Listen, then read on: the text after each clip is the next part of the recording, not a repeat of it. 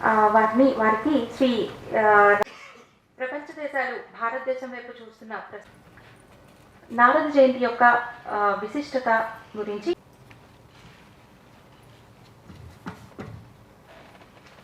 నారద జయంతి ఎందుకు జరుపుకుంటున్నాము, దీనికి మనం సత్కరిస్తున్నాము. నారదుడు ఆయనను నారదుడు త్రిలోక సంచారి, 3 లోకాల్లోనూ సంచరిస్తూ భక్తి మార్గాన్ని ఈ ప్రచారం చేస్తున్నాడు. ఇందాక మనం చెప్పాము, యథార్థవాది లోక విరోధి అని మనం అంటాము. నారదుడు అన్ని తగవులు పెడతాడు అనుకున్నాం, కానీ అవన్నీ లోక కళ్యాణం కోసమే పెడుతున్నాడు అని మనం చూడొచ్చు. చాలా సందర్భాల్లో మనకు పురాణ పాత్రలు ఇవన్నీ ఇప్పుడు మనం ప్రత్యేకంగా చెప్పడానికి సమయం లేదు కాబట్టి అది నేను ప్రస్తావించదలుచుకోలేదు. ఇలా మనం చెప్పుకుంటూ పోతుంటే, నారద అంటే దాని అర్థం మనం తెలుసుకున్నాం. ముందు నార అంటే మానవ జాతికి ఉపయోగపడే జ్ఞానం, ద అంటే ఇచ్చేవాడని అర్థం ఉంది. ఇది నారదు యొక్క అర్థం. నారద మహర్షి ఏ పని చేసినప్పటికీ కూడా ఆయన మంచి పనులు చేశాడు, లోక కళ్యాణం కోసం చేశాడు. కాబట్టి సమయభావం వల్ల నేను అవన్నీ స్కిప్ చేస్తున్నాను. మనం ప్రతి సంవత్సరం నారద జయంతి నాడు వారి పేరున మనం ఈ సత్కారాలు ఎంచుకోవడానికి కారణం ఇందాక నేను వివరించాను. నేటి సమాజంలో పాత్రికేయుని యొక్క రోలు మీ అందరికీ తెలుసు. పాత్రికేయుడు ప్రజల తరపున పోరాటం, సమాజ శ్రేయస్సు వీటి కోసం తమ జీవితాన్ని దీన్ని అంకితం చేయాలని పాత్రికేయ వృత్తిలో ఉన్నారు. ఈ సందర్భంగా నారదుడు పాత్రికేయుడా కాదా అని అంటారు, చాలామంది అభిప్రాయం ఉంది. ఇప్పుడు పత్రికలు ఇవన్నీ మీడియా చూస్తున్నాం, కానీ పురాతన కాలంలో రకరకాల మాధ్యమాలు ఉన్నాయి వార్తలు చేరవేయడానికి. ఒక ప్రాంతం నుంచి ఒక ప్రాంతానికి తిరగడం కానీ ఇలా వార్తలు చేరవేసేవాళ్ళు. నారద మహర్షి కూడా రకరకాల సమాచారాన్ని అందరితో షేర్ చేస్తున్నాడు, అందుకే ఆయన ఒక పాత్రికేయుడు అని అంటాము. అందుకోసమే నారద జయంతి నాడు నారదుని పేరుతో మనం ఈ కార్యక్రమాన్ని జరుపుకుంటాము.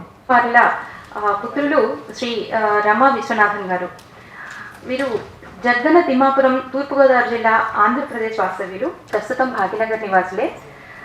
ప్రస్తుతం స్వతంత్ర టీవీలో ఇన్పుట్ అవుట్పుట్ ఎడిటర్ గాను, ప్రోగ్రామ్ హెడ్ గాను, ఎగ్జిక్యూటివ్ ఎడిటర్ గాను బాధ్యతల్ని నిర్వహిస్తున్నారు. వీరి విద్యార్హతలు MSc, LLB, BCJ, MA, double MA, MCJ, PG diploma in journalism, PG diploma in TV production. 24 సంవత్సరాలుగా జర్నలిజంలో అనుభవజ్ఞులు. ఈనాడు సంస్థలో ట్రైనీగా కెరీర్ని ప్రారంభించి ETV, Raj TV, Gemini TV, TV five, studio N, Sakshi media group, Maha TV, Nijam టుడేలలో పనిచేసినటువంటి అనుభవాన్ని గడించారు. ప్రస్తుతం స్వతంత్ర టీవీలో బాధ్యతల్ని నిర్వహిస్తున్నారు. Input editor, output editor, programme head, executive editor గాను వీరు బాధ్యత నిర్వహిస్తున్నారు. విద్యాభారతికి దక్షిణ మధ్య క్షేత్ర ప్రచార ప్రముఖగా వీరు ప్రస్తుతం ఉన్నారు. సదాశివరావు గారి స్మారక పురస్కారం. సదాశివరావు గారు సాహితీవేత్త, తర్వాత పాత్రికేయులుగా కూడా మనందరికీ సుపరిచితులు. వారి స్మారక పురస్కారాన్ని సామవేదం జానకి రామశర్మ గారికి అందించవలసిందిగా ప్రఫుల్ కేత్కర్ గారిని కోరుతున్నాను. వారిని డాస్ మీద. రామశర్మ గారు సామవేదం శ్యామ్ ప్రసాద్ గారు, సామవేదం భాస్కర్ లక్ష్మి గారుల సంతానం. వీరు ఏలూరు, ఆంధ్రప్రదేశ్ వాస్తవ్యులు. ప్రస్తుతం భాగ్యనగర్లోనే ఉంటున్నారు. పోస్ట్ గ్రాడ్యుయేషన్ పూర్తి చేసిన వీరు 1999లో డెక్కన్ క్రానికల్ దినపత్రిక ద్వారా పాత్రికేయ రంగంలోకి అడుగుపెట్టారు. అప్పటి నుంచి ఈనాడు జర్నలిజం పాఠశాలలో శిక్షణ పూర్తి చేసిన తర్వాత ఈనాడు దినపత్రికలోనూ, ఈటీవీ న్యూస్ హైదరాబాద్లోనూ సేవలు అందించారు. 2002 సంవత్సరంలో ప్రముఖ వార్తా సంస్థ ప్రెస్ ట్రస్ట్ ఆఫ్ ఇండియాలో జర్నలిస్టుగా దేశ రాజధాని ఢిల్లీ కేంద్రంగా పనిచేశారు. 2007 సంవత్సరం హైదరాబాద్కు బదిలీ అవగా అప్పటి నుండి పీటీఐ హైదరాబాద్ కార్యాలయంలో పనిచేస్తున్నారు. వార్తలు, దైనందిన కవరేజ్తో పాటుగా అనేక మంది ప్రముఖులను ఇంటర్వ్యూ చేశారు. వారిలో మాజీ ఉపరాష్ట్రపతి, మనందరికీ ఎంతో ప్రీతిపాత్రుడు ఎం వెంకయ్యనాయుడు గారిని, అలాగే మాజీ ముఖ్యమంత్రి వైఎస్ రాజశేఖర రెడ్డి యోగి గారు, స్వర్గీయ వెంకటరాములు, స్వర్గీయ రత్నమ్మ గారి పుత్రరత్నం. వీరు తాడెం మండలం ఎడపల్లి గ్రామం ఇందూరు వాస్తవ్యులు. ప్రస్తుతం భాగ్యనగర్లోనే నివాసం ఉంటున్నారు. ఎంఏ పొలిటికల్ సైన్స్ చదివిన వీరు 1998 నుంచి 92 దాకా పరమ పూజనీయ డాక్టర్జీ శత జయంతి ఉత్సవాల సందర్భంగా సంఘ ప్రచారకగా పనిచేశారు. అదే సమయంలో సంఘ తృతీయ వర్ష పూర్తి చేశారు. 93 నుంచి 2003 దాకా ఈనాడులో సబ్ ఎడిటర్గా పనిచేసిన వీరు ఈనాడు జర్నలిజం స్కూల్లో చదివారు. చదువుతున్నప్పుడే సింగిల్ నంబర్ లాటరీతో సామాన్యులకి ఎలా నష్టం జరుగుతుంది అనేటటువంటి వివరాలతో రాసిన పరిశోధనాత్మక కథనానికి ఈనాడు చైర్మన్ రామోజీరావు గారి నుంచి ప్రశంసలు. కొంటూ మల్లేశం గారు, వీరికి సమాచార భారతి యువ పురస్కారాన్ని అందజేయవలసిందిగా జ్యేష్ఠులు రాంపల్లి మల్లికార్జున్జీని కోరుతున్నాను.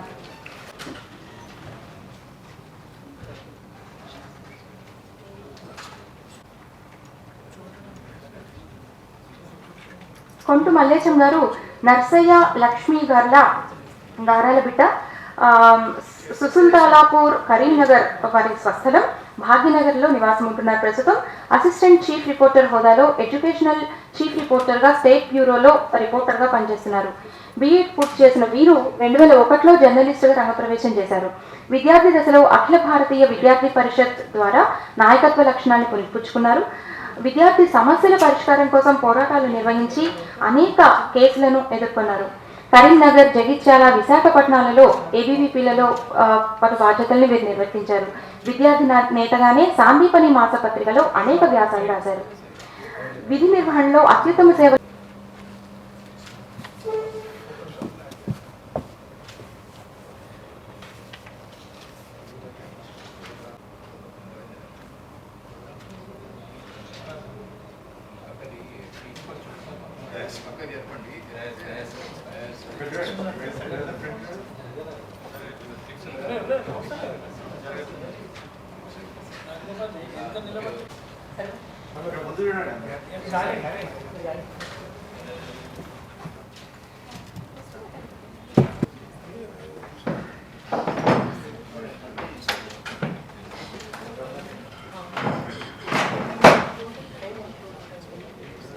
నాకు జన్మనిచ్చిన తల్లిదండ్రులు పేరామూర్తి, సూర్యకుమార్ గారు, అలాగే విద్య నేర్పినటువంటి గురువులు ఎందరో ఉన్నారు.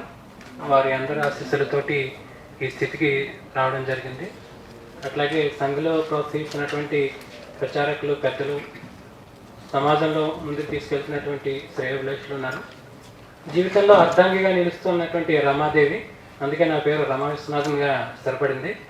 ఇటువంటి శ్రేయోభిలాషుల యొక్క ప్రోత్సాహంతో జీవితంలో కెరీర్లో ముందుకు వెళ్తున్నాను. వడ్లమూరి రామ్మోహన్ రావు గారు దిగ్గజ పాత్రికేయులు. వారిని చూస్తున్నటువంటి తరుణంలో ఇటువంటి స్థాయికి వెళ్ళాలి, వారి యొక్క స్ఫూర్తితోటి రాణించాలని అనుకునేవాళ్ళం. అటువంటి మహానుభావుల పేరు మీద ఏర్పడినటువంటి పురస్కారం దక్కడం అనేటువంటిది ఒక పూర్వజన్మ సుకృతంగా నేను భావిస్తున్నాను. అటువంటి అవకాశానికి ఎంపిక చేసినందుకు కమిటీకి, అట్లాగే సమాచార భారతికి కూడా కృతజ్ఞతలు తెలియజేస్తున్నాను. నారదుడు అనేటువంటి ఒక మహానుభావుడు, ఆయన పట్ల ఎలా అయితే సమాజం అపార్థం చేసుకుంటుందో, జాతీయత లేదన్నట్లయితే జాతీయ భావాల గురించి చెప్పేటువంటి పాత్రికేయుల గురించి కూడా అలాగే అపార్థాలు చోటు చేసుకుంటున్నాయి. కానీ నారదుడు ఎప్పుడూ కూడా వెరవలేదు. తన కార్యం విషయంలో, తను నిర్వర్తించాల్సిన ధర్మం విషయంలో చిరాకులు పరాకులు చోటు చేసుకున్నా కూడా చిరునవ్వుతో ఎదుర్కొంటూ తన ధర్మాన్ని నిర్వహించారు. అదే మాదిరిగా మన పాత్రికేయులు కూడా మనం కట్టుబడిన ధర్మం గురించి మన మీద చిరాకులు పడినా, మన మీద సెటైర్లు వేసినా, కృంగిపోయేలా పరిస్థితులు తీసుకొచ్చినా కూడా మనం కూడా విద్యుక్త ధర్మాన్ని నిర్వహించడంలో, ధర్మాన్ని నిలబెట్టడంలో కూడా మనం ఆయన్నే స్ఫూర్తిగా తీసుకుని ముందుకు వెళ్ళాలనేది నా భావన. ఈ పుస్తక గ్రహీతలు ఇక్కడ చేసిన అందరికీ కూడా నా హృదయపూర్వక నమస్కారం. నేను 1999 నుంచి మీడియాలో ఉన్నాను. 2002 నుంచి పీటీఏలో చేస్తున్నాను. అంతకుముందు ఈనాడులో చేశాను. నేను ఎప్పుడూ అనుకోలేదు నేను ఒక పురస్కారం ఇలా అందుకుంటానని చెప్పి.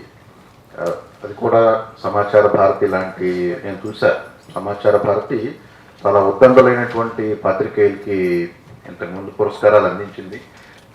ఇటువంటి పురస్కారానికి నన్ను ఎంపిక చేసినందుకు నేను మనస్ఫూర్తిగా ధన్యవాదాలు తెలియజేస్తున్నాను.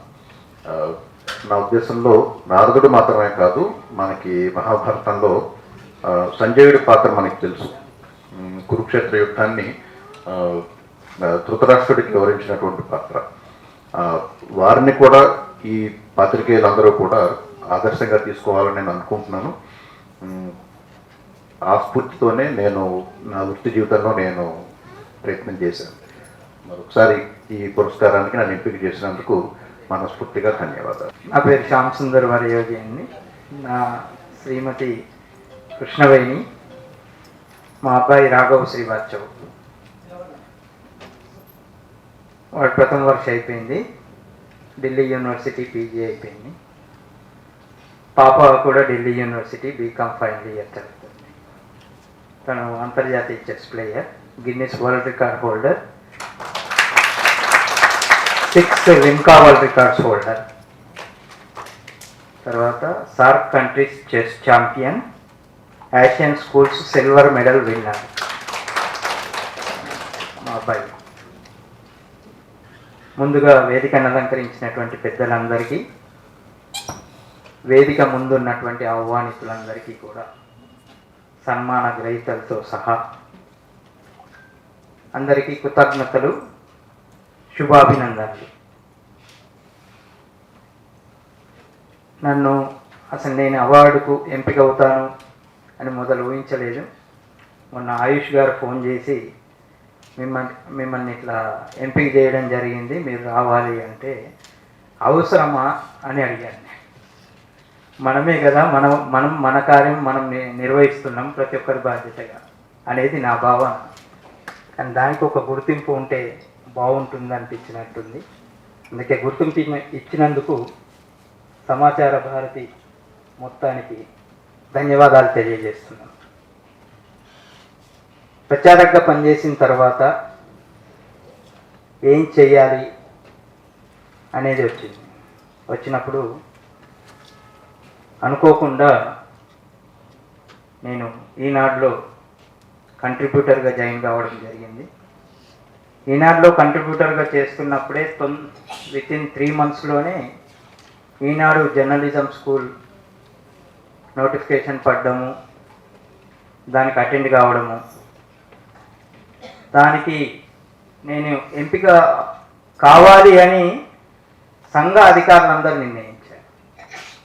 అప్పుడు ఈనాడులో తక్కువ మంది ఉన్నాం కాబట్టి ఈనాడు లాంటి పత్రికలో మన వాళ్ళ సంఖ్య పెరగాలి అని ప్రాంత ప్రచారక్ గారితో సహా అప్పుడు వారందరూ నువ్వు ఎలాగైనా ఈనాడులో జాయిన్ కావాలి, వాళ్ళ అభిలాష మేరకి నేను ఈనాడుకు వెళ్ళడం జరిగింది. ఈనాడులో నన్ను ప్రోత్సహించినటువంటి వారు ఇప్పుడు ఇంకా రాలేదు, వస్తారని ఆశించాను, నరసింహారావు గారని.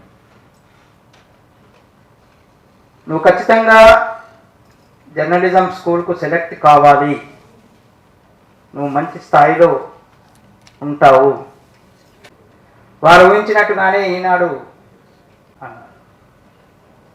ఎస్ అని చెప్పాను. సేవా కార్యక్రమాలు చేస్తుంటాను కాబట్టి ఆర్ఎస్ఎస్ ఇంట్రెస్ట్. నేను మల్లేశం, నమస్తే తెలంగాణ దినపత్రికలో స్టేట్ బ్యూరోలో అసిస్టెంట్ చీఫ్ రిపోర్టర్గా ప్రస్తుతం పనిచేస్తున్నాను. మా స్వస్థలం ముస్తులాపూర్, కరీంనగర్ జిల్లాలో, నివాసం ఆనంద్ నగర్ కాలనీలో ఉంటాను. ఆయుష్జీ ఒకరోజు ఫోన్ చేశారు, నేను చాలా బిజీగా ఉన్నాను, 2 సార్లు 3 సార్లు ఫోన్ వచ్చింది. చూసుకొని చేస్తే నారాజ్ జయంతి ఏర్పాట్ల మీద అడుగుతారేమో, ఎంతవరకు వచ్చిందని నేను అనుకున్నాను. కానీ అవార్డుకు నేను అనుకుంటున్నాం అని చెప్పారు. సరేనండి, మీరు ఎలా చెప్తే అలా అన్నాను. ఎందుకన్నానంటే తల్లి లాంటి సంస్థ లాలిస్తా అంటే ఎవరం కాదంటాం చెప్పండి. అందుకే నేను కూడా ఏమనలేకుండా తల్లి లాంటి సంస్థ లాలిస్తాన్ అని అంటుంది అని గౌరవిస్తా అంటుంది అని భావించి దానికి అంగీకరించడం జరిగింది. పెద్దలు గోపాల్ రెడ్డి గారు ఇక్కడే ఉన్నారు, వారు ప్రిన్సిపల్. నేను సికింద్రాబాద్ పీజీ కాలేజీలో సోషల్ వర్క్ MSW పూర్తి చేశాను. వారు కాలేజీలో రౌండ్స్ వేస్తూ మమ్మల్ని అందరినీ గడగడలాడించేవారు. అంతటి పెద్దవారి చేతుల మీదుగా ఈ అవార్డు అందుకోవడం నేను గర్వపడుతున్నాను. ఇంకో ముఖ్యమైన విషయం ఏంటంటే, నేను విద్యార్థి పరిషత్ బ్యాక్గ్రౌండ్ నుంచి వచ్చిన వాడిని. సహజంగా మా విద్యార్థి పరిషత్ పూర్వ కార్యకర్తలు చాలామంది ఏమనుకుంటారంటే ఇప్పటికీ చాలామంది మాతో వాగ్వాదం చేస్తుంటారు, మమ్మల్ని ఆర్గనైజేషన్ నాశనం చేసింది, ఆర్గనైజేషన్ వల్ల మేము చెడిపోయాం అంటారు. కానీ నేను ఈ వేదిక నుంచి సగర్వంగా కేవలం విద్యార్థి పరిషత్ వల్ల మాత్రమే నేను ఇక్కడ నిలబడి ఉన్నానని సగర్వంగా నేను చెప్పగలను. అందుకు ప్రముఖ కారణం సాందీపని మాసపత్రిక. సాందీపని మాసపత్రికలో యూత్ పార్లమెంట్ అనే ఒక చిన్న కాలం వస్తుండే. ఆ చిన్న కాలానికి నేను అప్పుడప్పుడు లేఖలు పంపించేవాడిని. దీన్ని మా విభాగ సంఘటనా మంత్రి కిరణ్జీ గారు చూసి ఒక 2-3 సార్లు పరిశీలించి ఒక చిన్న టాస్క్ అప్పగించారు. నూతన విద్యార్థులకు స్వాగతం అనే ఒక కరపత్రం రాయాలి. నేను డిగ్రీ 2nd ఇయర్లో ఉన్నా. నూతన విద్యార్థులకు చిన్న చిన్న వ్యాసాలు రాసే, చిన్న చిన్న ఆర్టికల్స్ రాసే నాకు అంత పెద్ద టాస్క్ అప్పగించారు. నా వల్ల కాదండి అని నేను చేతులు ఎత్తేసాను. లేదు నువ్వు చేయగలవు, ఖచ్చితంగా చేస్తావని నాతో రాపించారు. ఆ కరపత్రమే దాదాపు 10 సంవత్సరాల పాటు కరీంనగర్లో విద్యార్థులందరికీ ప్రతి జూన్లో నూతన విద్యార్థులకు స్వాగతం పేరుతోటి అందజేశారు. ఈ సందర్భంగా నేను అంతలా ప్రోత్సహించిన కిరణ్జీకి నేను ప్రత్యేక ధన్యవాదాలు తెలుపుకుంటున్నాను. తర్వాత మెల్లగా సాందీపంలో చిన్నగా మొదలై వ్యాసాలు పెద్దగా రాయడం మొదలుపెట్టాను. దానికి బంటు రమేష్ గారు, రచ్చ శ్రీనివాస్ గారు, విజయ్ గారు, కూరపాటి విజయ్ గారు అందరూ కూడా నాకు సహకరించారు. ఆ తర్వాత అప్పుడే ఆంధ్రజ్యోతి, ఆంధ్రప్రభ పత్రికలు ప్రారంభమయ్యాయి, అంటే మళ్ళీ పునఃప్రారంభమయ్యాయి. పూర్వ విద్యార్థి పరిషత్ కార్యకర్తలందరూ కూడా ఎక్కడో దగ్గర రిపోర్టర్లుగా జాయిన్ అవుతున్నారు. అందులో ముఖ్యులు మన మురళీకృష్ణ గారు ఇక్కడే ఉన్నారు. వారితో పాటు సంపత్ గారు అని చాలామంది ఇప్పుడు టీవీ నైన్లో ఉన్నారు. అందరూ మీడియా ఫీల్డ్లోకి వెళ్తున్నారు. మేము కూడా వెళ్ళాలి అనుకున్నప్పుడు పెద్దన్న మురళన్న నాకు ఒక మాట చెప్పి నమస్తే తెలంగాణలో చేరే అవకాశం కల్పించారు. ఈ సందర్భంగా వారికి నేను ధన్యవాదాలు తెలుపుకుంటున్నాను. నమస్తే తెలంగాణలో చేరిన తర్వాత నా ప్రస్థానం కొనసాగుతుంది. ఈ ముఖ్యమైన టాస్క్ నాకు ఒకటి ఏం అప్పగించారంటే, కిరణ్ కుమార్ రెడ్డి తెలంగాణ విభజన సమయంలో ఒక పెద్ద ప్రెస్ మీట్ పెట్టి ఆయన ఏదో మాట్లాడారు. మాట్లాడితే తెలంగాణ వస్తే పరిశ్రమలు రావు, ఏం రావు అని వారు దానికి కౌంటర్ ఇవ్వాలని నాకు టాస్క్ ఇచ్చారు. ఆ టాస్క్ ఇవ్వగానే వెంటనే నేను బిఎంఎస్ మల్లేశం గారికి ఫోన్ చేసి ఒక వార్త రాశాను. ఏంటంటే, మూసివేసిన పరిశ్రమల సంగతి ఏంది ముఖ్యమంత్రి వర్య అని, అది ప్రధాన శీర్షికతోటి మా పత్రికలో ప్రచురితమైంది. అదే తర్వాత ఐటీ ఇండస్ట్రీ అంతా మేం తెచ్చాం అని అటు కాంగ్రెస్ టీడీపీ వాళ్ళు చెప్పారు. దానికి నేను కౌంటర్గా భూమి మనదే అనే ఒక శీర్షికతోటి మా పత్రికలో ప్రధాన వార్తగా మలిచారు. తర్వాత మిగతా జర్నలిస్టులకి మనకి తేడా ఏంటి అంటే ఒక చిన్న ఎగ్జాంపుల్ చెప్పి నేను ముగిస్తాను. కోవిడ్ సమయంలో చాలా పత్రికలు ఏం చేశాయంటే, మీడియా వాళ్ళు పెరిగిపోతుంది, 2nd వేవ్లో ముఖ్యంగా పెరిగిపోతుంది, చనిపోతున్నారు, ఆహా ఓహో అని భయంకరంగా భయాలు సృష్టించారు. అప్పుడు మిత్రుడు నిర్మల్ ఇక్కడే ఉన్నారు, ఏం చేద్దామని డిస్కస్ చేస్తే, అట్లాగే మన కొద్దిమందికి హాస్పిటల్స్లో బెడ్స్ లేవని, ఆక్సిజన్ దొరకట్లేదని చాలా ఇబ్బంది పడుతున్నారు. ఈ సమాచారాన్ని ఇవ్వాలని బ్రదర్ నిర్మల్ నాకు చెప్పారు. ఆ సమాచారాన్ని కావాల్సిన కొన్ని ఇన్పుట్స్ కూడా ఇచ్చారు. ఒక 16 రోజుల పాటు హైదరాబాద్లో ఆక్సిజన్ బెడ్స్ ఎక్కడ దొరుకుతాయి, హాస్పిటల్లో ఫోన్ నెంబర్స్ ఏంటి అని ఒక వార్త ఇచ్చాం. అట్లా 15 రకాల వార్తలు ఇచ్చాం. అన్నం ఎవరు పెడతారు, టిఫిన్లు ఎవరు పెడతారు, రక్తం ఎవరు అందుబాటులో ఎక్కడెక్కడ అందుబాటులో ఉంది, ప్లేట్లెట్స్ ఎక్కడెక్కడ అందుబాటులో ఉన్నాయి అని ఒక 15-16 రకాల పాజిటివ్ వార్తల్ని మలిచానని నేను సగర్వంగా చెప్పుకుంటున్నాను. ఈ పురస్కారానికి ఎంపిక చేసి నన్ను ఆశీర్వదించిన పెద్దలందరికీ ధన్యవాదాలు తెలుపుకుంటూ, आज के इस नारद सम्मान कार्यक्रम में पुरस्कार प्राप्त सारे पत्रकार मित्र, मीडिया के अन्य साथी, कार्यकर्तागण, भाई और बहनों,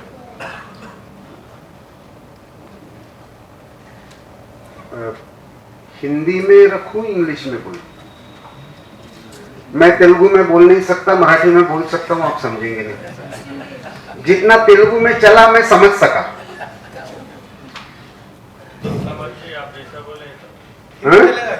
हिंदी चलेगा।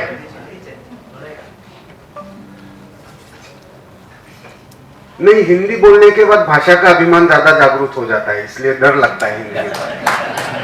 हमारे यहाँ नहीं है वो समस्या।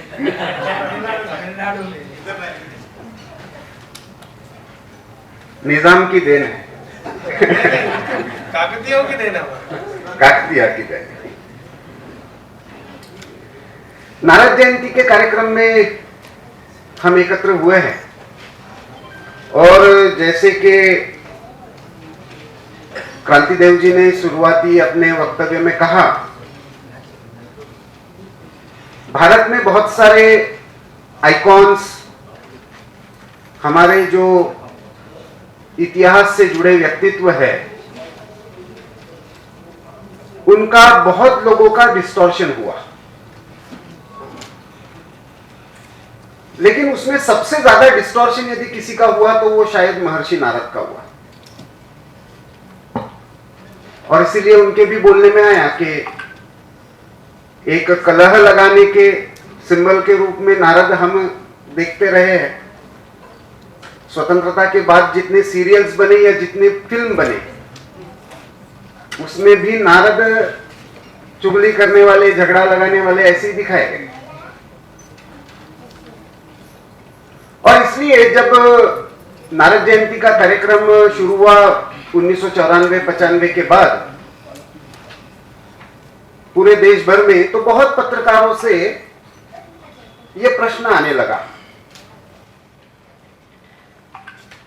कि आप संघ वाले किसी को भी लेकर आते हो, किसी को भी आइकॉन बना देते हो।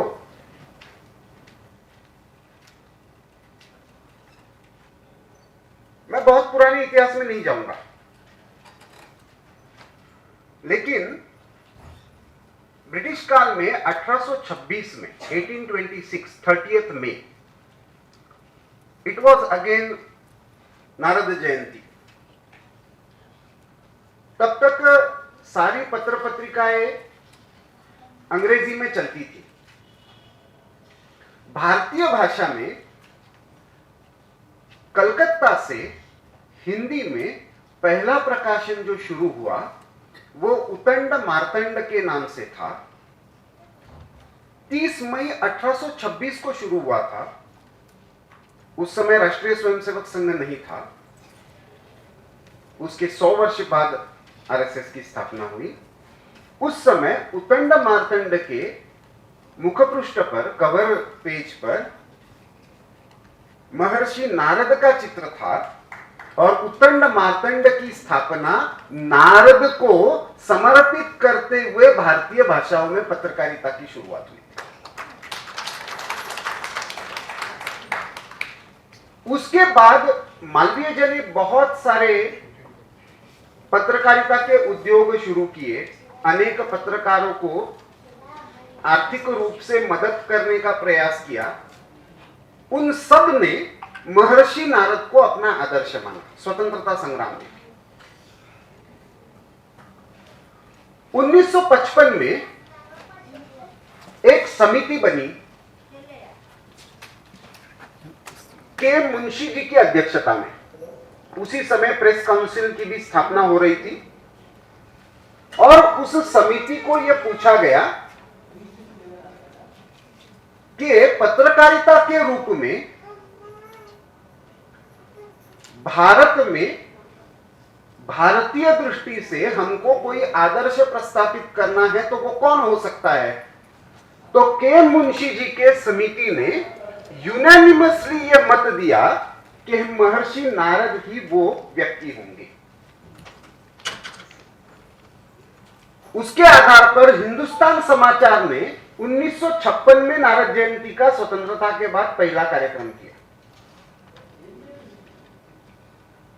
बीच में नेहरू जी की दृष्टि और नीतियों के कारण नारद जी पत्रकारिता के आदर्श के रूप में अपने नीतियों से अलग हो गए। के मुंशी जी भी कांग्रेस से बाहर आ गए और उसके बाद जब जगह जगह पर विश्व संवाद केंद्रों की स्थापना हुई 1990, 91, 92 में, तो उसके बाद 94 के बाद फिर से नारद जयंती के कार्यक्रमों का एक नए सिरे से शुरुआत हुई।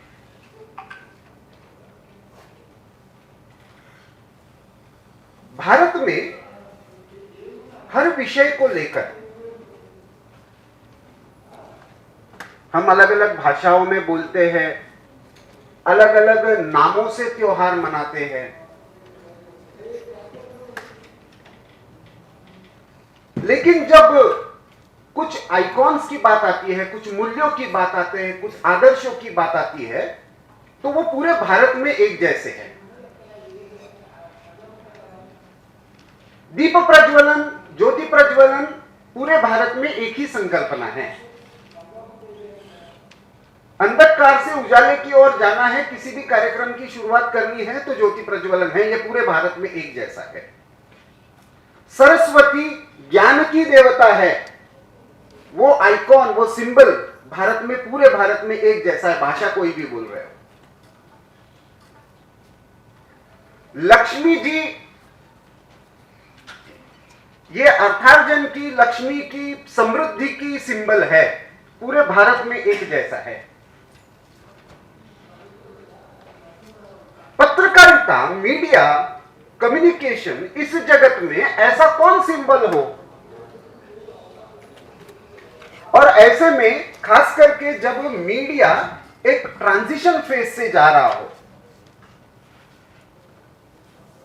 अभी जैसे जय किरण जी ने कहा कि किसी के भी मन में प्रश्न आ सकता है कि महर्षि नारद क्यों, संजय क्यों नहीं। मैंने सही समझा ना? दोनों भी इंपॉर्टेंट, दोनों important, both are important, but media के टर्म्स में कहूं तो Sanjay is a desk person.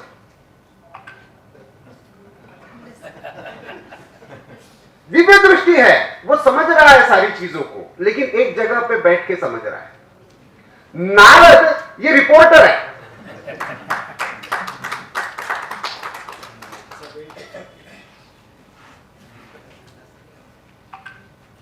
भ्रमण करके जानकारी प्राप्त करना और वो सही स्थान पर पहुंचाना। तीन प्रमुख संदर्भ आते हैं नारद जी के संदर्भ में। आज के संदर्भ में उसका विचार होना चाहिए, इसलिए नारद जयंती है, इसलिए इन पत्रकारों का सम्मान है। एक तो नारद पुराण है, दूसरा नारद स्मृति है, और तीसरा नारद जी ने स्वयं रचना किए हुए 84 भक्ति सूत्र है। उन भक्ति सूत्रों में भी जो 75, 76, 77 ये तीन भक्ति सूत्र जो है वो मूलतः संवाद सूत्र है। बात तो वो भक्ति की कर रहे हैं, लेकिन भक्ति में संवाद के महत्व को एक्सप्लेन कर रहे हैं, और वो एक्सप्लेन करते हुए तीन मूल्यों की प्रस्थापना नारद जी कर रहे हैं। वो केवल प्रस्थापना नहीं कर रहे, उसका आचरण भी अपने जीवन में कर रहे हैं। कि हमारे संवाद का मूल आधार क्या होना चाहिए, तो कुछ विषय पर श्रद्धा, अपने कम्युनिकेशन जिसके बारे में भी कर रहे हैं उस विषय के बारे में एक कन्विक्शन, और उस कन्विक्शन का मूल आधार क्या, तो लोक कल्याण। उस लोक कल्याण के लिए कम्युनिकेशन हो, अपने प्रोफेशन के लिए कमिटमेंट रखते हुए, अपने प्रोफेशन के प्रति भक्ति रखते हुए, उसका उद्देश्य लोक कल्याण है क्या? पत्रकारिता के संदर्भ में यह पहला प्रश्न उपस्थित रहता है। दूसरा महत्वपूर्ण संदेश वो देते हैं, आज का वैसे तो ना संजय का रहा है ना नारद का रहा है, गूगल जर्नलिज्म हो गया है।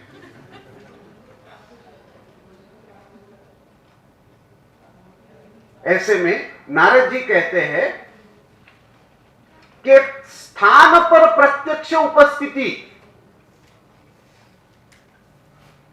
और उसके बाद भी तथ्यों का योग्य विवरण संबंधित व्यक्ति से चर्चा करके तभी वो कम्युनिकेशन फ्रूटफुल होगा, कल्याणकारी होगा। So not just you should be present on the spot, you should cross verify with some sources. जो संबंधित व्यक्ति है उससे जानकारी लेकर जब वृत्त दिया जाता है तभी वो कम्युनिकेशन फ्रूटफुल होगा, कल्याणकारी होगा, फलदायी होगा। कि इस सारे फलदायी कम्युनिकेशन का उद्देश्य लोक कल्याण तो है, लेकिन इसके पीछे की दृष्टि क्या होनी चाहिए? What should be the approach? तो वो कहते हैं सत्य और असत्य का विवेक। सत्य तो बताना है, असत्य से समाज को, लोक को दूर रखना है, लेकिन उसमें जो महत्वपूर्ण आज के संदर्भ में बात है, सत्य किसको बताना है और कब बताना है, इसका भी ध्यान रखना है। ताज पर हमला हो रहा था, यह सत्य था। ताज के अंदर कमांडो जा रहे थे, यह भी सत्य था।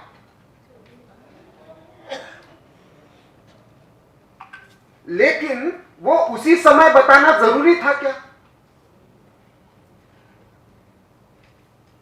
क्या बरखा दत्त जैसे पत्रकारों को यह समझ में नहीं आ रहा था कि हम इसका लाइव रिपोर्टिंग करते हैं तो इसका परिणाम क्या होगा? पाकिस्तान में बैठे हुए जो आतंकवादी हमले के मास्टरमाइंड है, वो उसका देखकर अंदर बैठे हुए आतंकवादियों को इसकी सूचना दे रहे होंगे। आतंकवादी खुद टीवी पर देख रहे होंगे कौन से एरिया से, कौन से स्पॉट से, कौन से एंट्री पॉइंट से कमांडोज कहां से एंटर कर रहे हैं। इसके विपरीत आप 9/11 का हमला देखिए। अमेरिका भी डेमोक्रेसी है, अमेरिका में भी मीडिया फ्रीडम है। पहले 15 मिनट में, 16वें मिनट में आदेश निकला, जब तक ट्विन टावर्स पर हमले हो रहे थे, पेंटागन पर एक प्लेन जाकर गिरा था, तब तक वहां पे जो फेडरल सिक्योरिटी का डिपार्टमेंट है उनकी तरफ से एक आदेश निकला कि सारे मीडिया के लिए एक गाइडलाइन निकली कि कोई भी अमेरिकन डेड बॉडी वहां से निकलते हुए नहीं दिखनी चाहिए। उसके तुरंत बाद वो कोई सारे बुश गवर्नमेंट के फ्रेंडली मीडिया हाउसेस थे, ऐसा नहीं है। जितने ट्रम्प के विरोधी थे उतने ही बुश के भी विरोधी थे, लेकिन सारे मीडिया हाउसेस ने तुरंत उसके बाद आप देखिए बार बार वो ट्विन टावर्स पर हमला होते हुए दिखाते रहे। उसके आगे की एक भी घटना जो सीधा दिखता है वो वहां से मलबा हटने के बाद जो वहां पे प्रेयर सेरेमनी हुआ उसी के विजुअल्स आए, इसके बीच का कोई विजुअल आया नहीं। उनके पास फुटेज नहीं था क्या? लेकिन सत्य है, फिर भी लोक कल्याण के लिए नहीं दिखाना है, यह तय करके किया। उसके विपरीत हमने देखा कि ताज पर हमला हुआ, कमांडोज अंदर जा रहे, उसका परिणाम क्या होगा यह पता था, फिर भी उसका लाइव चित्रण भी किया, उस पर कमेंट्री भी की। और इसी कारण से नारद का संवाद, नारद की भक्ति और नारद की भक्ति और संवाद के पीछे की दृष्टि, इन तीनों मूल्यों के बारे में नारद जयंती के दिन पुनर्स्मरण करने का एक पत्रकार को, मीडिया जगत को एक अवसर मिलता है, इसलिए नारद जयंती। आज हम पूरा ही मीडिया जगत एक ट्रांजिशन की फेज से जा रहा है। मीडिया जगत में पहले ट्रांजिशन नहीं आया ऐसा नहीं है। हर बार जब ट्रांजिशन आया तब प्रश्न पूछा गया, अब प्रिंट मीडिया का क्या होगा, अब शब्दों का क्या होगा, अब पत्रकारों का क्या होगा। रेडियो आया तब भी ये प्रश्न था, टीवी आया तब भी ये प्रश्न था, डिजिटल आया तब भी ये प्रश्न था, चैट जीपीटी आने के बाद भी फिर से प्रश्न है।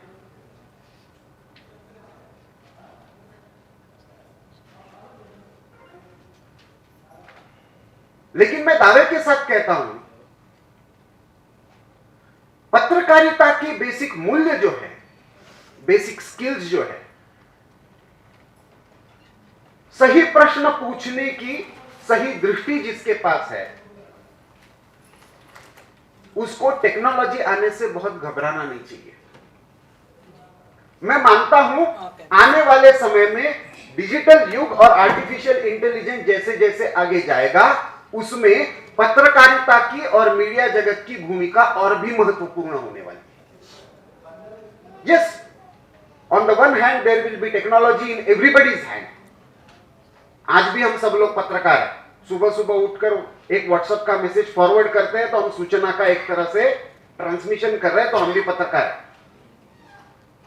ऐसे में जो ट्रेन जर्नलिस्ट है, जिसको जर्नलिज्म की दृष्टि है, जिसको कम्युनिकेशन समझ में आता है, जो नारद को अपना आदर्श मानता है, उसकी भूमिका और महत्वपूर्ण हो जाती है, क्योंकि ये सब इस टेक्नोलॉजी का उपयोग रिस्पॉन्सिबली कैसे करना, ये भी समाज को सिखाना है। तो उसके लिए नारद जी के सूत्र हमको आदर्श के रूप में मार्गदर्शन करेंगे। सही प्रश्न करने हैं तो किसको करने हैं, कैसे करने हैं, इसका भी चैट जीपीटी वही उत्तर देगा जो उसमें फीड है, और उसी का उत्तर देगा जिसने सही प्रश्न पूछा है।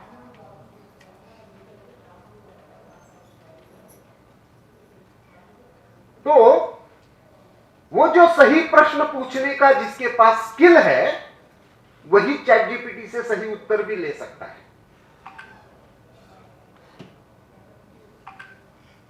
इस ट्रांजिशन के फेज में मीडिया जगत के सामने बहुत सारे चैलेंजेस हैं, लेकिन उसके साथ साथ बहुत सारी अपॉर्चुनिटीज भी हैं।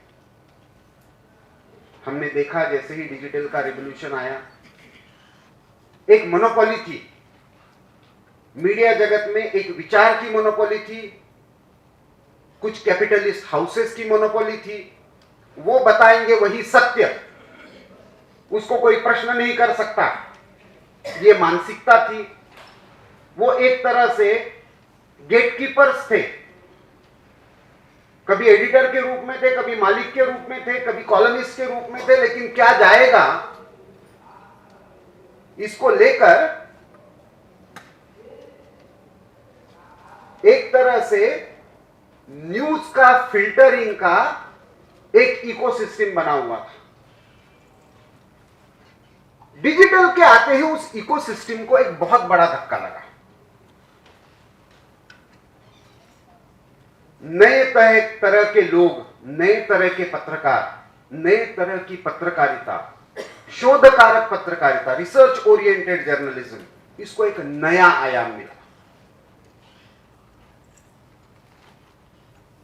जो प्रस्थापित पत्रकार थे, उनकी पत्रकारिता, उनके गेटकीपिंग, उनका फिल्टरिंग, ये अचानक से इररिलेवेंट हो गया।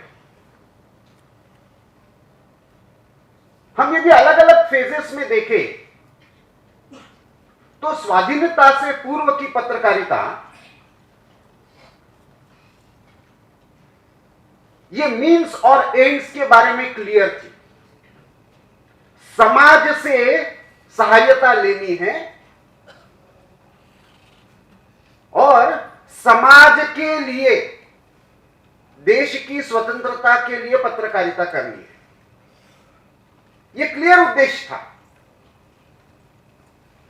स्वाधीनता के बाद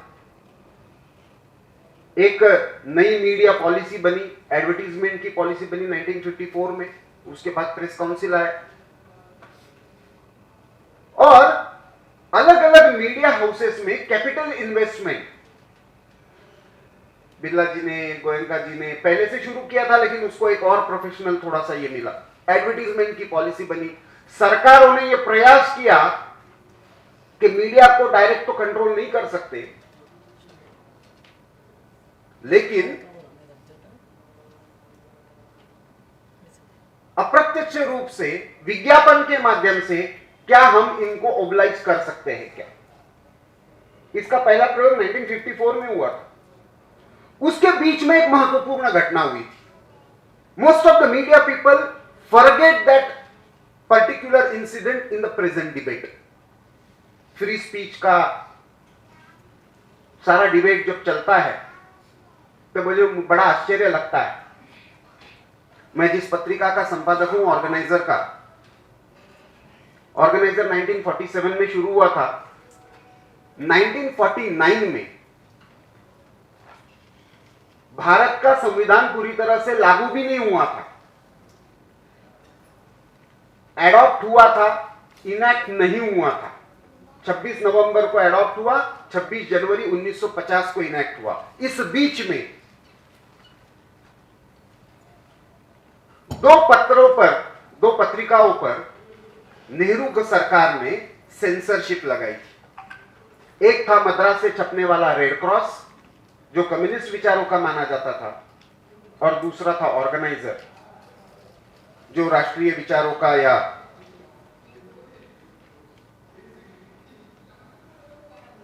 हिंदुत्व की सोच पर आधारित माना जाता था। 4 महीने तक केस चला, डेली हियरिंग हुआ सुप्रीम कोर्ट में। मलकानी जी उस समय एडिटर थे।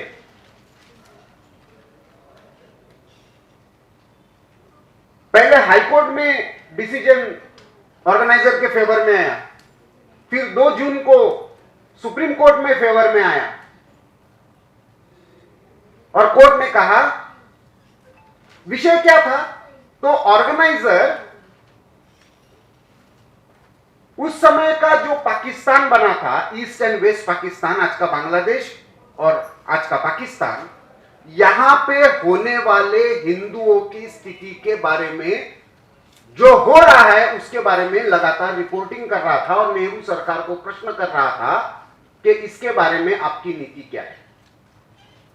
भारत का पहला गेलक पोल चलाया ऑर्गेनाइजर ने कि क्या वहां से निर्वासित होकर आने वाले हिंदुओं के बारे में क्या कोई रेफ्यूजी पॉलिसी होनी चाहिए क्या? जो प्रश्न सीए के समय था वही प्रश्न 1948 और 49 में भी, 1948-49 में भी था कि वहां से जो निर्वासित होकर हिंदू आ रहे हैं उसके बारे में हमारी कोई पॉलिसी है या नहीं। उस समय कोई ऑर्गेनाइजर की बहुत बड़ी स्ट्रेंथ नहीं थी, लिमिटेड सर्कुलेशन था, लेकिन एक कॉपी कार्टून छापे मलकानी जी ने, तो वो एक कॉपी ऐसी चली कि दीनदयाल जी को और मलकानी जी को उसका रीप्रिंट करके इंडिया गेट सर्कल पर वो कॉपी स्पेशली भिजवानी पड़ी, इतनी डिमांड पड़ी। और उससे नेहरू सरकार डर गई और उन्होंने सेंसरशिप लगाई। एक सेंसर अपॉइंट किया दिल्ली में। Every line, every edit page, every news report, जब तक सेंसर से क्लियर नहीं होता है तब तक छपेगा नहीं, यह आदेश निकाला गया। मलकानी जी ने, हमको तो सबको इमरजेंसी का समय का पता है कि इंडियन एक्सप्रेस ने ब्लैक में छापा था फ्रंट पेज, लेकिन मलकानी जी ने पहला प्रोटेस्ट किया था। जितनी लाइंस सेंसर बोर्ड काटता था वहां पे मलकानी जी कैची सीजर का ये पिक्चर छापते थे और वहां पे लिखते थे सेंसर सीजर।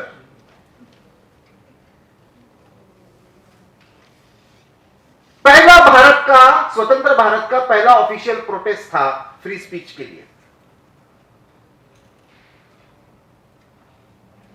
सुप्रीम कोर्ट की फटकार ऐसी पड़ी कि नेहरू सरकार को सेंसरशिप वापस लेना पड़ा, लेकिन नेहरू जी वहां पे रुके नहीं।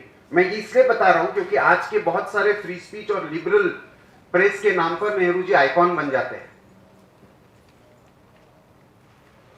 Within 15 days, he brought one amendment to the Indian Constitution, जिसको फर्स्ट अमेंडमेंट कहा जाता है, जिसको हम रीजनेबल रिस्ट्रिक्शंस के नाम से जानते हैं। आर्टिकल 19 में वो अमेंडमेंट लाया गया और फ्री स्पीच के संदर्भ में रीजनेबल रिस्ट्रिक्शन के नाम पर उस समय का नेहरू जी का और श्यामा प्रसाद मुखर्जी का जो डिबेट है पार्लियामेंट के अंदर, वो डिबेट हर पत्रकार को पढ़ना चाहिए। That is a historic debate. वो 15 डेज का जो डिबेट चला है और उसमें खास करके पंडित नेहरू और डॉक्टर श्यामा प्रसाद मुखर्जी के बीच में जो संवाद चला है, क्योंकि doctor Mukherjee was the only person who was speaking in the parliament about the plight of Hindus that is happening in Pakistan. और वो बोलने के लिए उठते थे और सारा पार्लियामेंट एक साइड में उनके साइड हो जाता था। नेहरू जी को डर लगता था। नेहरू जी ने स्पेशल मीटिंग बुलाई कांग्रेस की। उनको लगा कि कांग्रेस के अंदर भी उनको समर्थन नहीं मिलेगा, तो स्पेशल मीटिंग बुलाई और वो अमेंडमेंट पारित करने के लिए एक व्हिप जारी किया और उसके कारण रीजनेबल रिस्ट्रिक्शन में 8 रिस्ट्रिक्शन जो फ्री स्पीच पर आए वो उस फर्स्ट अमेंडमेंट के कारण आए। वो famous case doctor Shri Brijbhushan versus Shri Brijbhushan Malkani ji versus union of India, इस नाम से पहला केस फ्री स्पीच का रजिस्टर है।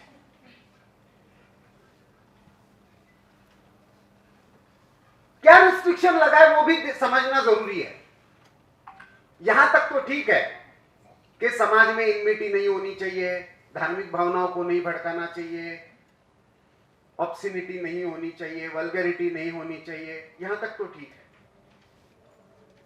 ऑर्गेनाइजर पर सेंसरशिप लगाते हुए क्या क्लॉज लगाया था जो बाद में उन्होंने पार्लियामेंट में बोल के भी दिखाया श्यामा प्रसाद मुखर्जी को, disturbing relationship with neighbours and friendly countries, ये क्लॉज लगाकर सेंसरशिप लगाई।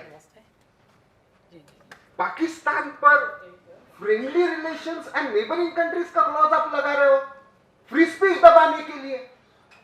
और आज के फ्री स्पीच के डिबेट में आज कोई उसका रेफरेंस भी लेने को तैयार नहीं है।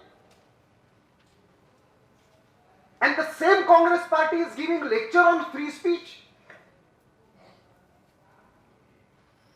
इस हिस्ट्री को ठीक से समझना जरूरी है, क्योंकि मीडिया का इतिहास का वो एक भारत का टर्निंग पॉइंट था।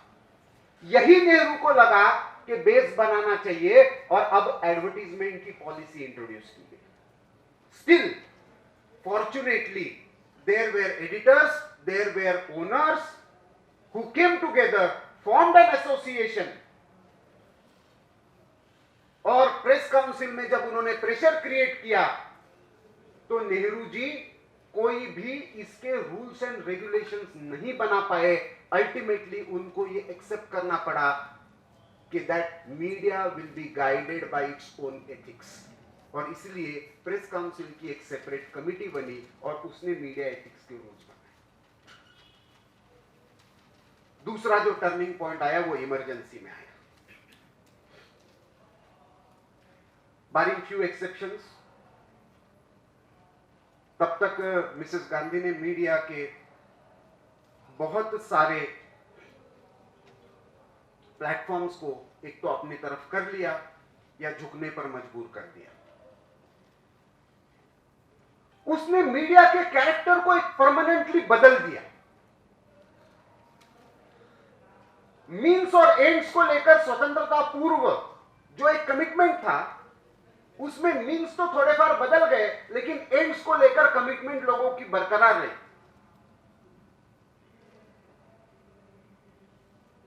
उस समय के आप सारे एडिटर्स की, चाहे वो भारतीय भाषा में हो चाहे वो हिंदी अंग्रेजी में हो, आप देखेंगे तो एक प्रखर राष्ट्रीय विचारों से भी और स्वायत्त दृष्टि रखने वालों भी ऐसे संपादकों की हमको श्रृंखला दिखती है, जो नेहरू जी को प्रश्न करते हैं, शास्त्री जी को भी प्रश्न करते हैं, विदेश नीति पर भी करते हैं, भ्रष्टाचार पर भी करते हैं। कौन एडवर्टाइजमेंट दे रहा है उसके आधार पर झुकते नहीं है। 97 के बाद ये पिक्चर कंप्लीटली बदल गया। मीडिया गॉट आइडियोलॉजिकली डिवाइडेड और राम जन्मभूमि मूवमेंट उसका नेक्स्ट फेज था, जहां पे secular media and communal media 77 में एडिटर्स गिल्ड फॉर्म हुआ।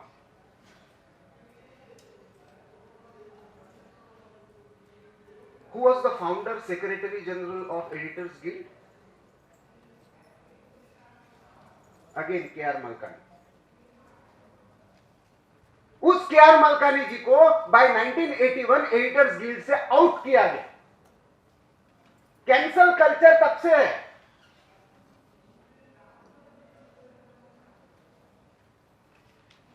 वही जागृति ने फेस किया। आइदर आप किसी का माउथपीस बनाकर आउट करो या किसी को आइडियोलॉजिकली बायस बनाकर अपने बायसेस को मेनस्ट्रीम बना के रखो।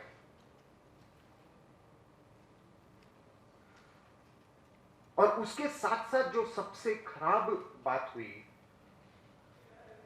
कि ना मीन्स का आधार रहा ना एंड्स का आधार रहा। Media became a parking space for black money. Post 77 ये फेनोमेना बनता गया। 95 ये नेक्स्ट टर्निंग पॉइंट आया, where media first time got liberalised and open to the market forces.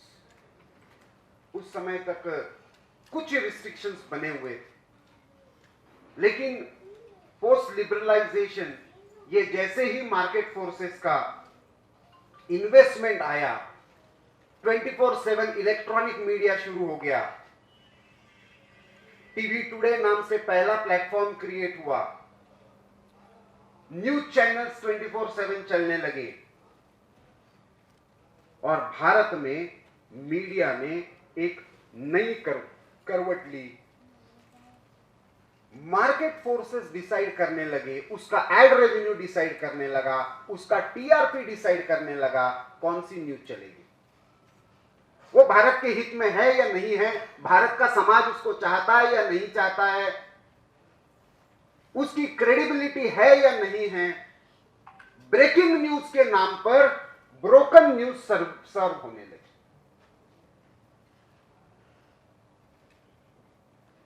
Print में कम से कम ये शर्म अभी भी बची हुई है कि कॉरिजेंडम छापते हैं कि हमसे ये गलती हो गई। गलती हो सकती है, संपादक के नाते मुझसे भी बहुत बार गलतियां हुई और उसके बारे में मैंने इधर क्षमा मांगी है या उसके करेक्शन छापा है।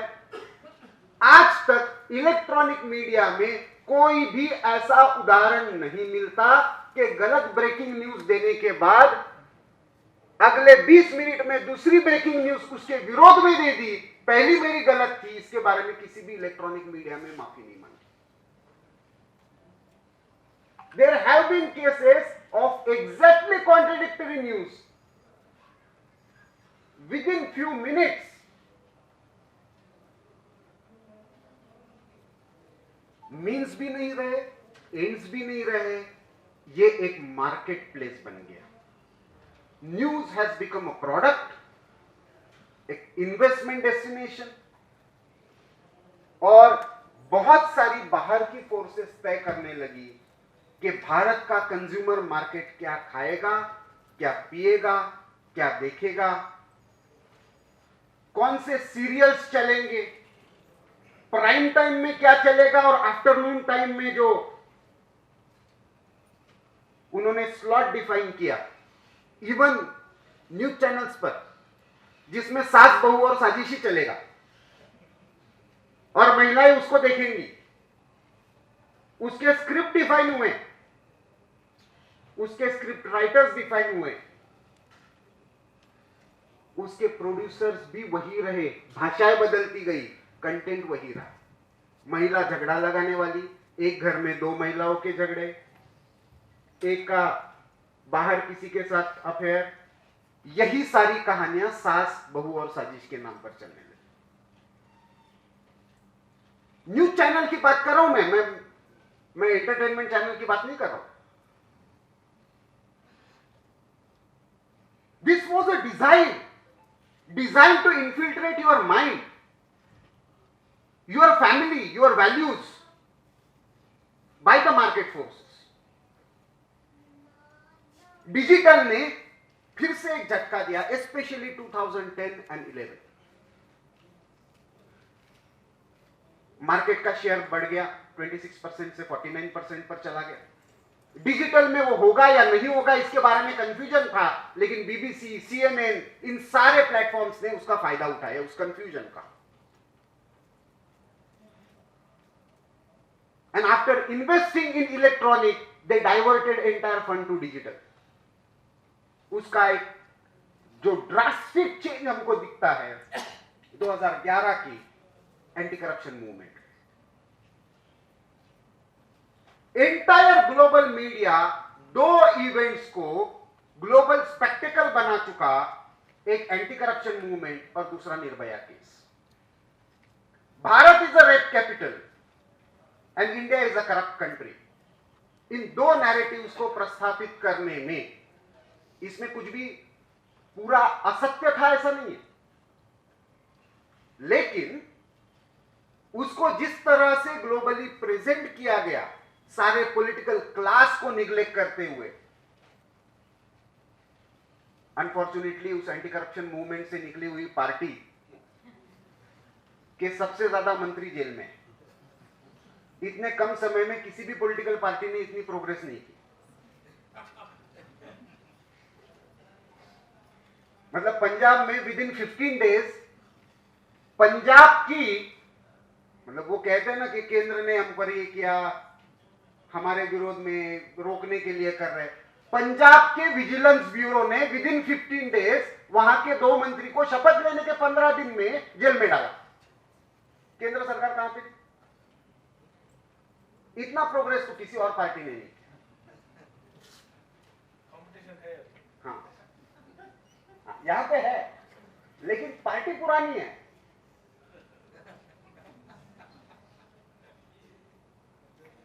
तो प्रादेशिक पार्टियों की कंपटीशन अलग लेवल की है।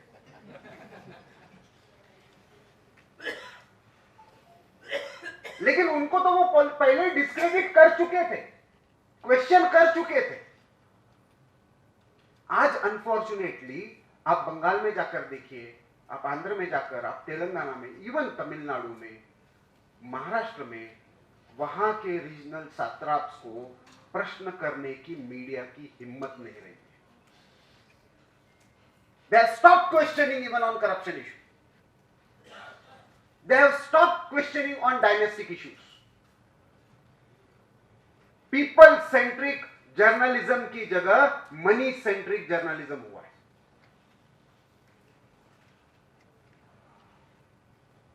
लेकिन ये जो 2011 का फेज था, वो भारत के संदर्भ में बहुत डिस्ट्रप्टिव फेज था मीडिया के कॉन्टेक्स्ट में।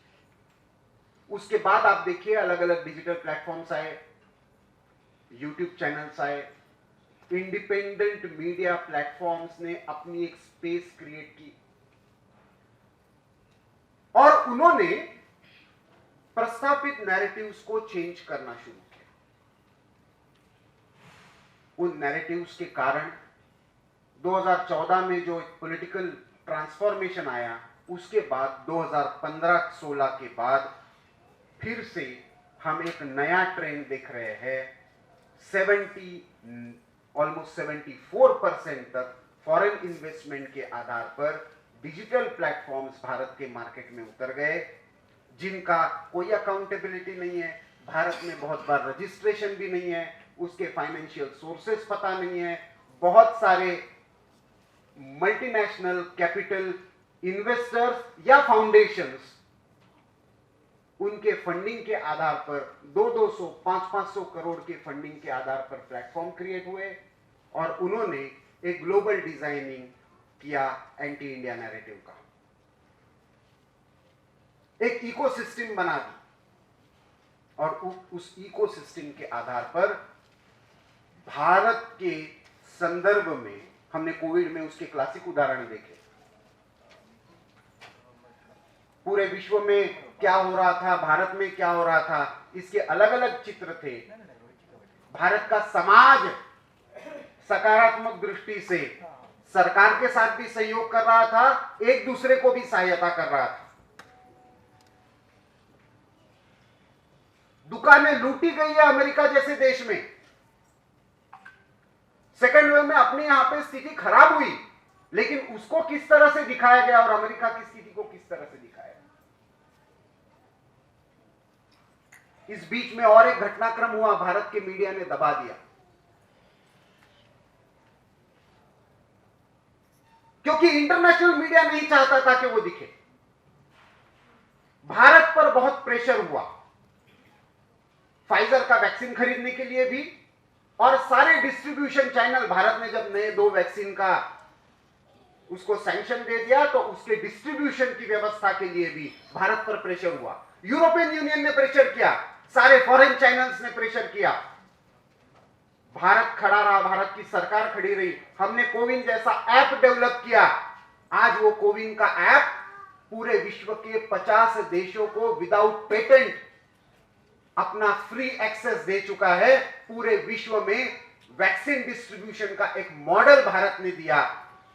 उसको मीडिया में, ग्लोबल प्लेटफॉर्म में देखिए, किसी ने भी उसको पॉजिटिवली नहीं दिखाया। भारत अकेला ऐसा देश है जिसने without bringing commercials to vaccination एक सिस्टमैटिक प्रोग्राम तैयार किया और डिजिटली उसको एग्जीक्यूट भी किया, और केवल खुद के लिए नहीं किया, अनेक अफ्रीकन देशों को फ्री ऑफ कॉस्ट दिया।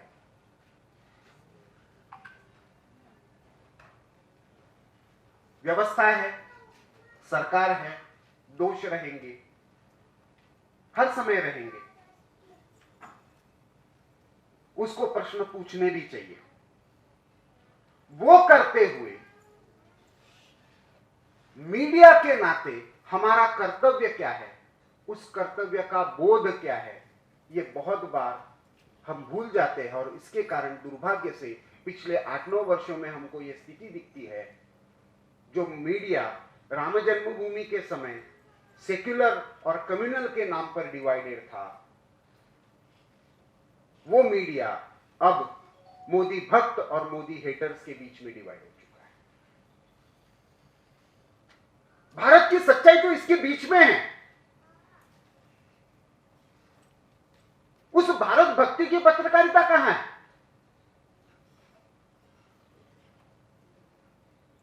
वो जो बीच का इतना बड़ा हिस्सा है, उसका स्पेस मीडिया ने क्यों खत्म कर दिया?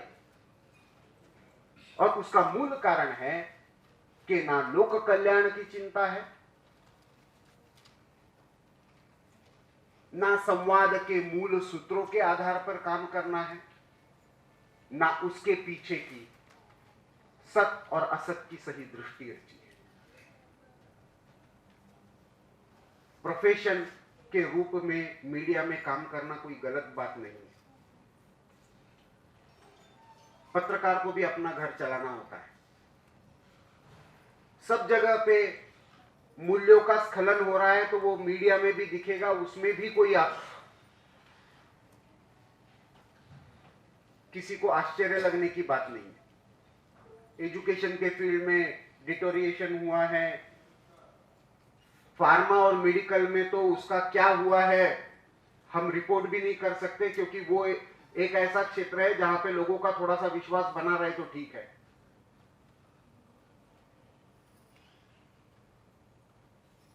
हम दुर्भाग्य से पॉलिटिशियंस को तो हैमर करते रहते हैं, पूछते रहते हैं, लेकिन राज्य की व्यवस्था में और बहुत सारे ऐसे स्तंभ हैं जिन्होंने करप्शन को इंस्टीट्यूशनलाइज कर दिया है, जिस पर क्वेश्चन करने की भी हमको आजादी नहीं है।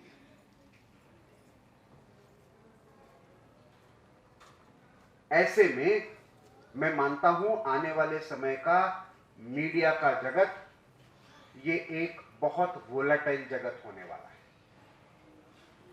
और ये केवल आप यहां का मत देखिए, आप यूरोप में देखिए, आप यूएस में देखिए। जिस तरह से ट्रंप के समय अमेरिकन मीडिया डिवाइडेड था, वैसा पूरे विश्व में कभी भी कहीं पे भी नहीं हुआ। विशियस कैंपेन चलाने के लिए जिस तरह से पैसा डाला गया, इलेक्शन को डिफाइन किया गया, एल्गोरिथम्स के माध्यम से सेंसरशिप्स लगाई गई, कौन सा कंटेंट ऊपर दिखेगा, कौन सा नहीं दिखेगा, इसको डेमोक्रेटिक सिस्टम्स में सबवर्ट करने के लिए टेक्नोलॉजी का उपयोग किया गया। इसको यदि स्टडी करना है तो 2020 का अमेरिका का इलेक्शन, प्रेसिडेंशियल इलेक्शन का स्टडी कीजिए। आने वाले समय में भारत में वही सारे प्रयोग होने वाले। अपने आप को विश्व में प्रेजेंट करना है।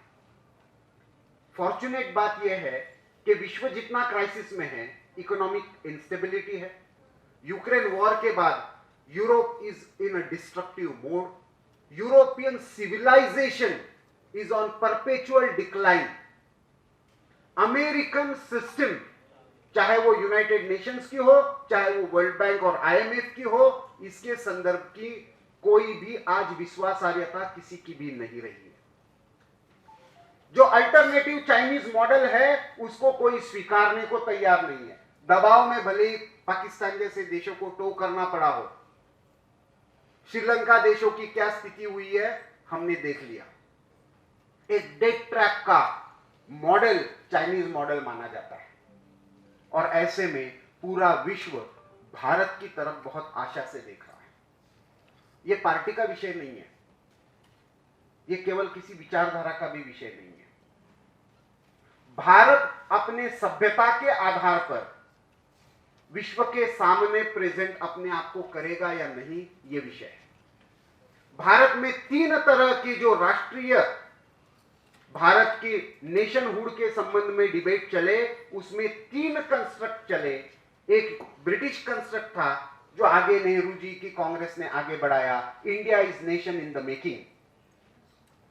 भारत क्या है? एक राष्ट्र नया बनाना है। दूसरा कम्युनिस्ट कंस्ट्रक्ट चला, जिसने कहा India was never a nation, India can never be a nation, India is a conglomeration of nationalities.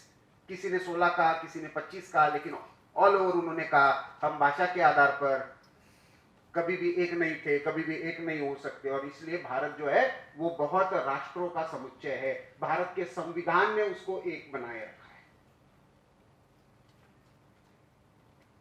लेकिन वैदिक काल से लेकर आज तक जिसके लिए विजयनगर लड़ा, जिसके लिए काकतीय लड़ा, जिसके लिए छत्रपति शिवाजी महाराज लड़े, जिसके लिए सारा स्वतंत्रता का संग्राम हुआ, वो आइडिया ऑफ भारत जो थी, हिमालय से लेकर हिंद महासागर तक, लद्दाख से लेकर लक्षद्वीप तक, एक भू सांस्कृतिक आधार पर एकत्व को जीने वाला लेकिन फिर भी विविधता का उत्सव मनाने वाला ये समाज एक प्राचीन राष्ट्र है।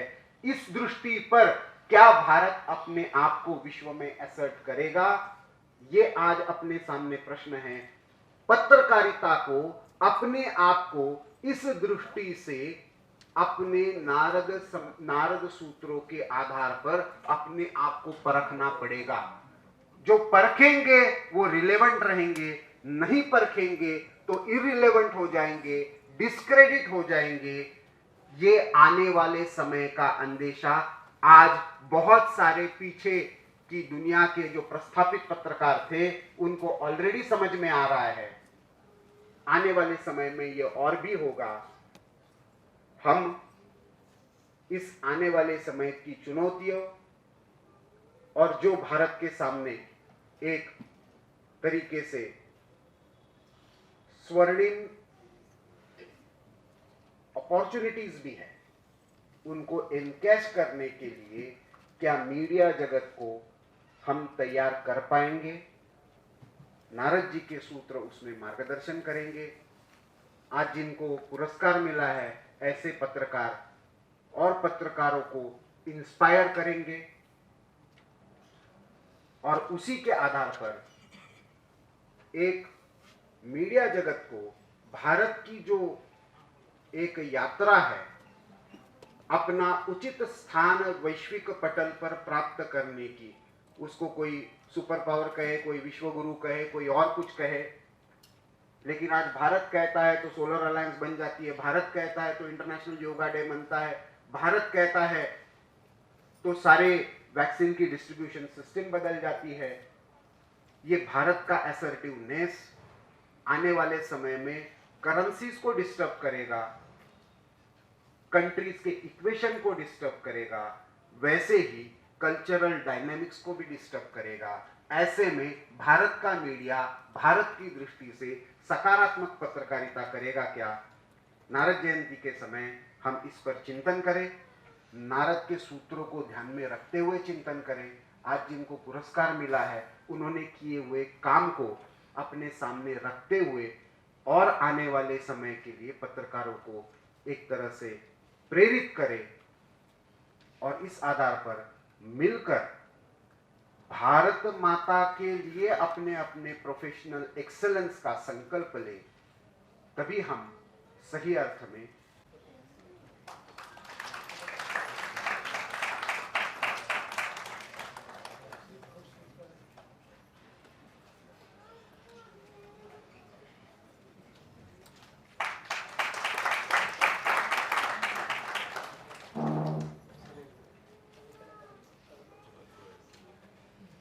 Fatima